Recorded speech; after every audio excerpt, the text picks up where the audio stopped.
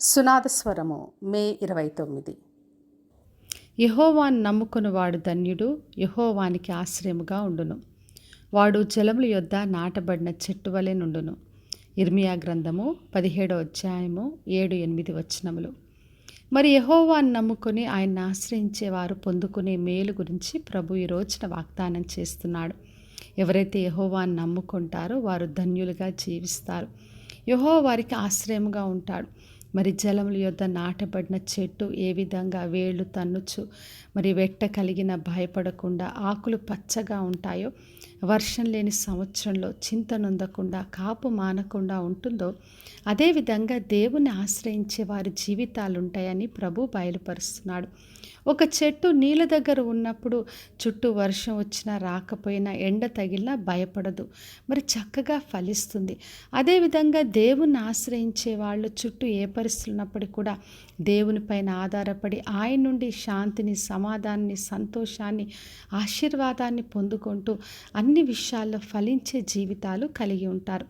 అందుకే ఆదికాండం 26వ అధ్యాయంలో చదివినప్పుడు ఇస్సాకు కరువులో విత్తి అదే సంవత్సరంలో 100 అంతలుగా ఫలం పొందుకున్నాడు. మరి ఇస్సాకు మరి కరువైనప్పటికీ కూడా దేని విషయం చింత నొందలేదు. ఎందుకంటే దేవుణ్ణి ఆయన ఆశ్రయించాడు, దేవునిపైన ఆధారపడ్డాడు కనుక ఆయన కరువులో విత్తి 100 అంతలుగా ప్రతిఫలం పొందుకున్నాడు. అందుకే మనము కూడా దేవుని ఆశ్రయించి ఆయన నమ్ముకున్నప్పుడు చుట్టూ కరువున, వర్షం లేని సంవత్సరాలైనా, ఎండ తగిలిన ఎటువంటి సమస్యలైనా కూడా మనము చింతనొందము, కాపు మానము, మరి 100 అంతలుగా ఫలం మనం పొందుకుంటాం. అందుకే మొదటి కీర్తనలో రాయబడింది, ఎవరైతే దేవుని ధర్మశాస్త్రం నందు ఆనందిస్తుంటారో వారు నీటి కాలువ నాటబడి ఆకు వాడక తన కాలమందు ఫలమిచ్చి చెట్టు వలె ఉంటారు, వారు చేసేదంతా సఫలత పొందుకుంటారని దేవుడు బయలుపరిచాడు. అందుకే మనం నిత్యము దేవుని ఆశ్రయించినప్పుడు ఎప్పుడు ఫలించే జీవితాలు కలిగి ఉంటాం. మరి మత్తయి సువార్త 7వ అధ్యాయం 24-25 వచనంలో యేసుక్రీస్తు చెప్పాడు, బుద్ధి గలవాడు బండ మీద ఇల్లు కట్టినట్టుగా మనము దేవుని మాట విని ఆయన ప్రకారంగా చేసినప్పుడు మరి వానలు వచ్చినా వరదలు వచ్చినా చెదిరిపోకుండా స్థిరంగా ఉంటాం.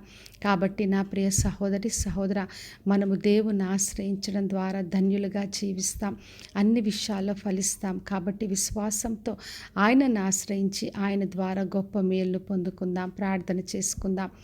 పరలోకమందున్న మా తండ్రి, మా దేవ, ప్రతి ఒక్కరిని దీవించి ఆశీర్వదించండి తండ్రి. ఎందరు మిమ్మల్ని నమ్ముకొని మిమ్మల్ని ఆశ్రయించారో వారందరికీ 100 అంతలుగా ఫలము దయచేయమని యేసు నామములో అడిగి వేడుకొంచున్నాను తండ్రి, ఆమెన్. ఈ శుభవచనము వినుచున్న ప్రతి ఒక్కరి జీవితంలో నెరవేర్చబడునుగాక.